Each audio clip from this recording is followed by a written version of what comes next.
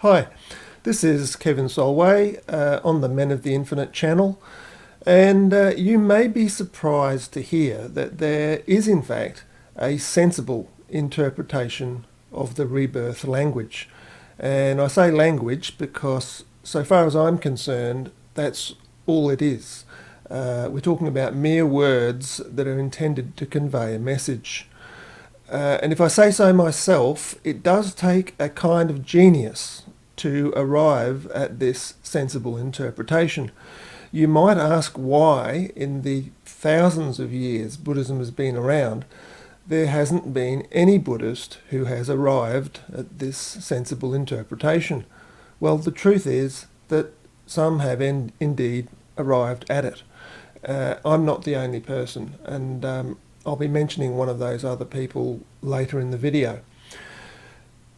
But this interpretation that I'll be explaining is so distasteful, so repugnant to the majority of Buddhists, that they will try to stamp it out as soon as they see the slightest hint of it.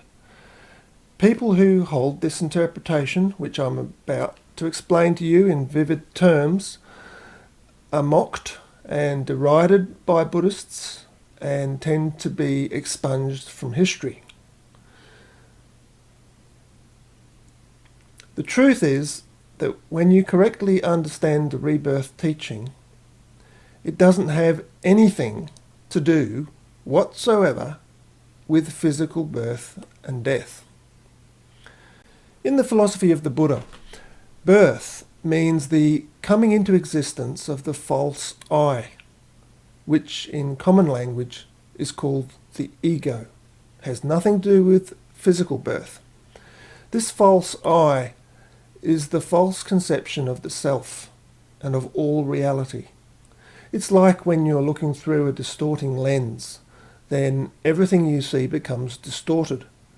This false I is born or comes into being whenever a person thinks I have, or I want, or I am, when that thought is based on ignorance of the nature of self and of reality. This birth has nothing whatsoever to do with physical birth. Likewise, death, in the teaching of the Buddha, has nothing at all to do with physical death. Death, in the language of rebirth, refers to the dissolution of a pattern of attachment, or the falling apart of a fantasy. For example, if you lose everything that gives you pleasure and comfort, if you lose all your money and all your sources of income, all your possessions, all your friends, all your family, if you lose your reputation and your health, and you can no longer meet your obligations, then in all probability you'll feel devastated. That is called death in the language of rebirth. It feels like you've died and gone to a very unpleasant place. It feels like your life is over, and that's why it's called death. When a professional comedian goes on stage, does their routine, and yet doesn't get a single laugh from the audience, then we say that they have died on stage. It's the same use of language, and it obviously doesn't refer to physical death. This cycle can be also thought of as a cycle of love and hate, the whole range of emotions from A to B. Or it's the cycle of gain and loss. It's the cycle of delusion, the cycle of grasping at illusions. Here's something I drew up just to make it clear exactly what I'm talking about. This is the cycle of birth and death that has nothing to do with physical birth and death. You can see the root of it all is ignorance. Ignorance results in a false I, the false self, which is the ego. It results in a false perception of reality. It results in attachment. It results in love. Birth of the ego inevitably leads to pain and suffering, pain and dissatisfaction, a falling apart of illusion, falling apart of attachment. It's what we call death.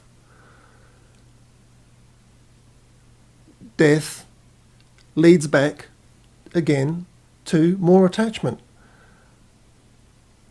For example, you can think of it, let's say a person is an alcoholic, and eventually this leads to a destruction of their life. Their life falls apart.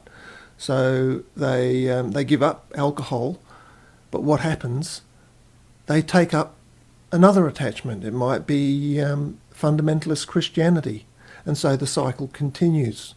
It's the cycle of birth and death, and it's collectively called samsara. The cycle of gain and loss, birth and death, happiness and suffering.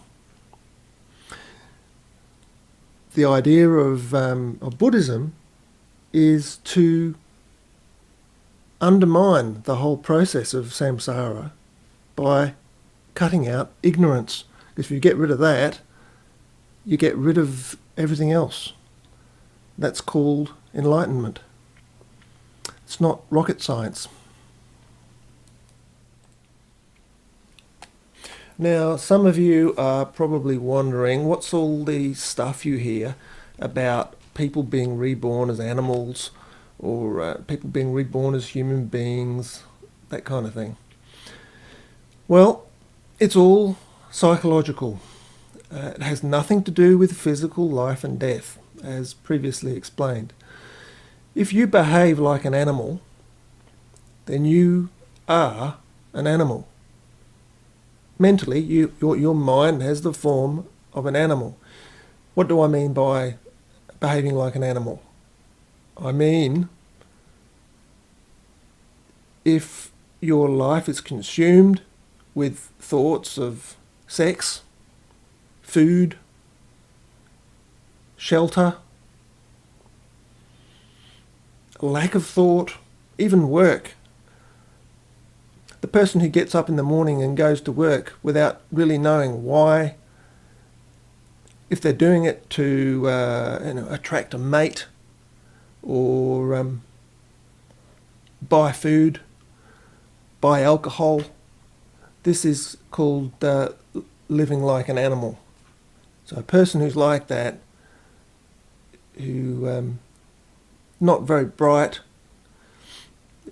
has been reborn as an animal. A large percentage of the world is like that.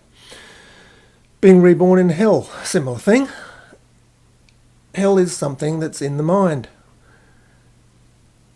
When you're suffering badly, it doesn't matter if you're suffering badly for a second or for a month. It's hell, and that hell is very real, and it's in your mind. If you're experiencing hell, then you have been reborn in hell. The human realm is something exceptional. A person who's said to be reborn as a human is a person who is extremely reasonable. They're not affected by the up and down, topsy-turvy waves of the rough sea of life. Their life has an equanimity to it, a balance. They don't suffer terribly, neither are they terribly happy. They're simply reasonable people. They have a conscience, they have a depth. They think before they act. They don't live in immediacy. There's a delay process that goes on where they cogitate and analyse and think. I won't go into the other realms. There's the hungry ghost realm. They're people who, no matter how much they have, they're never satisfied. You can think of some of the extremely wealthy billionaires. No matter how much money they have, it's still not enough. In their mind, they're still poor. There are diva realms. There are realms of gods and so-called heavenly realms where there's almost like a superhuman power. You know, you can think of people perhaps like Bach, you know, his heavenly music. I don't know what he had in the way of wisdom, but he had some kind of heavenly, almost superhuman quality to him, which you could describe as godly. So they're all the different realms of samsara that you can be born into, and of course the goal of the philosopher, of the person who wants to be free, of the person who wants to be true, is to abandon all of that by cutting the root of ignorance. Now, I said at the beginning of this video that I'd share with you a Buddhist I've found who has this same interpretation of rebirth that I do. He's a Thai monk, quite a famous Thai monk as it turns out, by the name of Buddhadasa. You can find a link in the description, and I'll just read out a short passage. He says, "In everyday language, the word birth refers to physically coming into the world from the mother's womb.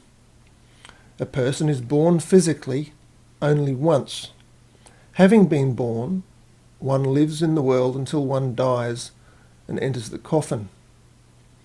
Physical birth happens to each of us only once. This birth from the mother's womb is what is meant by birth in everyday language. However, in the language of Buddhism, the word birth refers to the birth of the idea, I, or ego, that arises in the mind throughout each day. In this sense, the ordinary person is born very often, time and time again. A more developed person is born less frequently. A person well advanced in practice, a noble person, is born less frequently still, and ultimately ceases being born altogether. Each arising in the mind of I, in one form or another, is called a birth in Buddhist language. Thus, birth can take place many times over in a single day. As soon as one starts thinking like an animal, one is born as an animal in that same moment. To think like a human being is to be born as a human being. To think like a celestial being is to be born as a celestial being. Life, the individual, pleasure and pain, and the rest, all these were identified by the Buddha as simple, momentary states of consciousness. So the word birth means, in Buddhist language, the arising of the idea of I, or me, and not, as in everyday language, physical birth from the mother's womb.